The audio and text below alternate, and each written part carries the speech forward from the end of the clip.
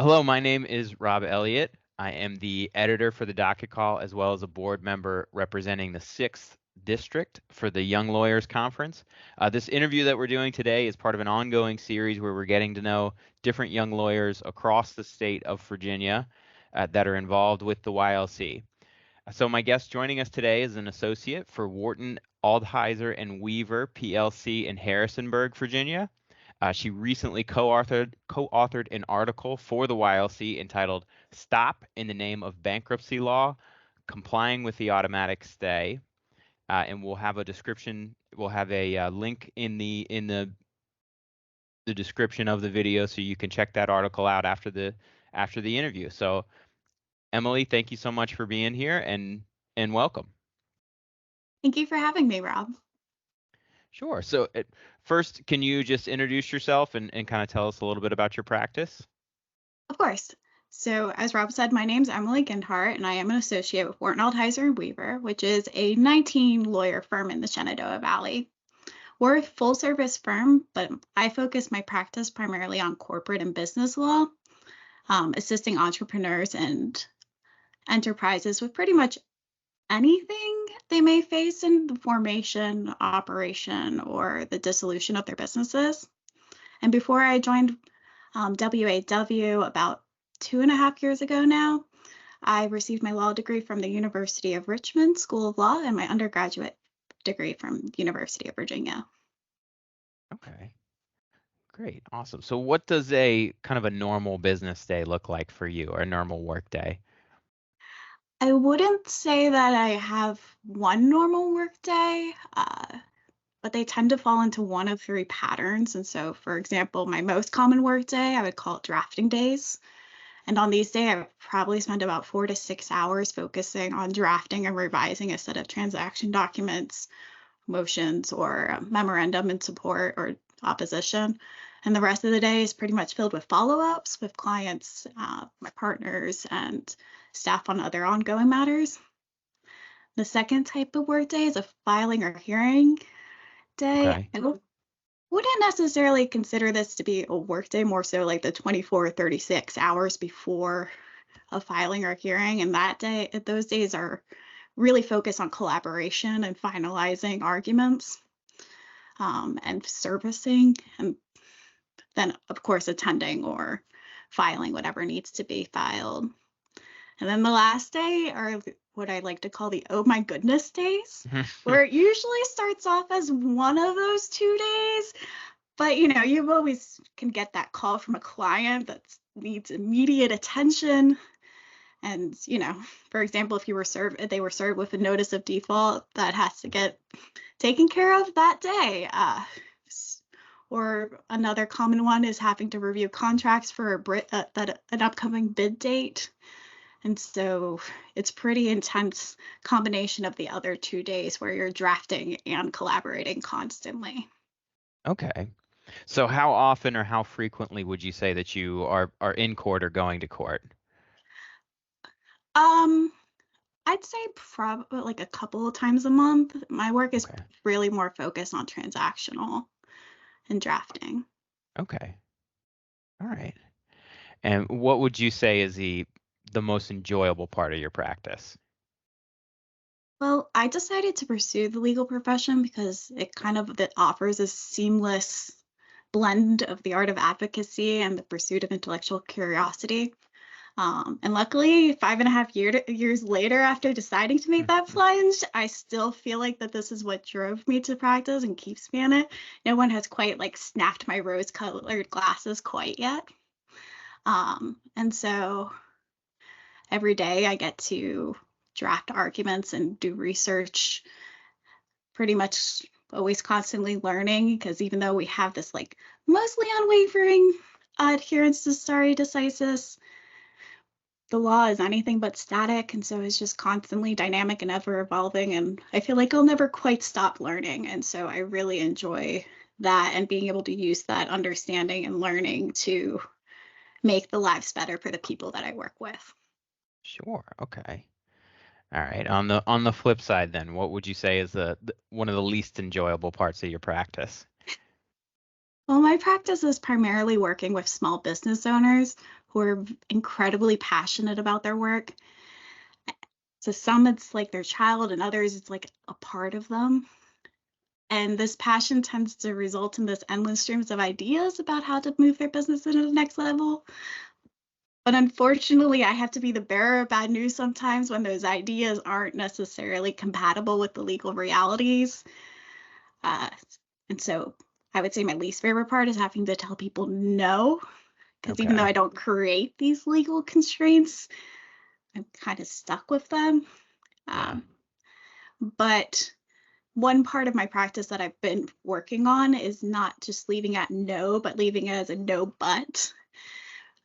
And so those conversations will usually go, no, we can't do this because of insert legal constraint here. But here is the closest that I can get to trying to balance those legal realities with whatever they're envisioning for their business. Okay.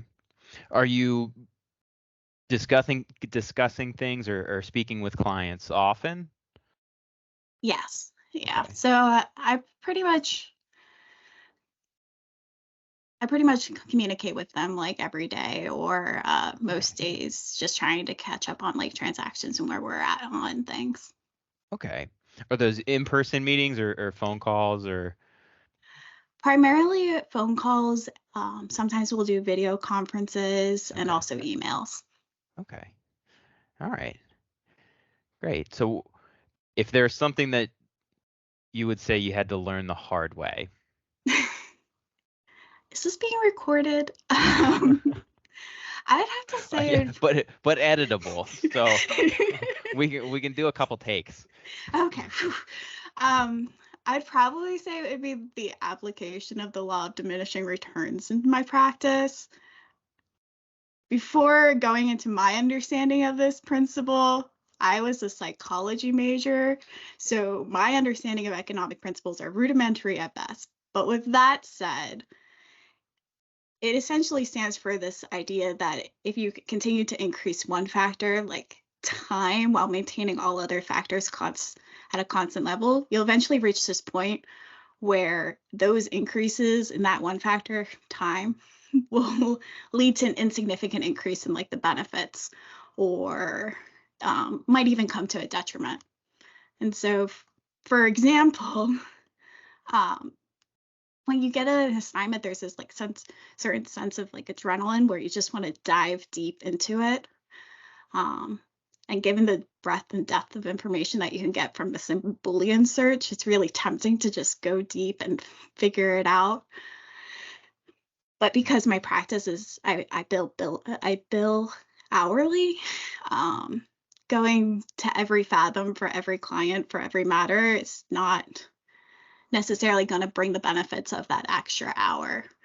And so I learned this the hard way, especially when I first Yeah. started practicing, because of those awful write-offs that you would get at the end of a month, because you can only bill a client so much for something.